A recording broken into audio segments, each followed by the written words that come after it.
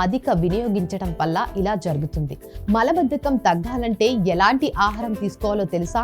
అయితే ఇప్పుడు తెలుసుకుందాం రండి. చాలా మంది ఈ మలబద్ధకం విషయంలో చాలా అజాగ్రత్తగా ఉంటారు, కానీ అది ఆరోగ్యానికి అస్సలు మంచిది కాదు. మలబద్ధకం ఉన్నవారు తప్పనిసరిగా మీరు తీసుకునే ఆహారంలో తగినంత పీచు పదార్థం ఉండేలా జాగ్రత్త పడాలి.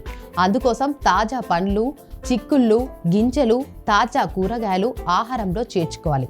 బొప్పాయి, సపోటా, దానిమ్మ, ఖర్జూరం తినాలి. అరటిపండు తప్ప మరే ఇతర పండ్లైనా తినవచ్చు. ఒకవేళ షుగర్ వ్యాధి ఉన్నవారైతే జామ, దానిమ్మ, బత్తాయి, పుల్లటి రేగు పండ్లు తినవచ్చు. 10-15 రోజులు పేగులు క్లీన్ అయ్యాక ఈ పండ్లను తినడం మాని మొలకెత్తిన విత్తనాల వంటి వాటిని తినడం మొదలు పెట్టవచ్చు. ఆకలి మదం ఇబ్బందులు ఉన్నవారు పైన చెప్పినట్లు అలవాట్లు మార్చుకుంటే మంచిది. మల విసర్జనను ఎప్పుడూ నెగ్లెక్ట్ చేయకూడదు. మలం వచ్చే సమయంలో మీరు మల విసర్జన చేయకుంటే అది పెద్ద పేగు మీద ఒత్తిడి పెంచుతుంది. ఆ తర్వాత మలం గట్టిగా అయిపోయి మల విసర్జన సమయంలో భయంకరమైన నొప్పిని కలుగజేస్తుంది. ఇక మలబద్ధకం తగ్గాలంటే తప్పకుండా వ్యాయామం చేయాలి.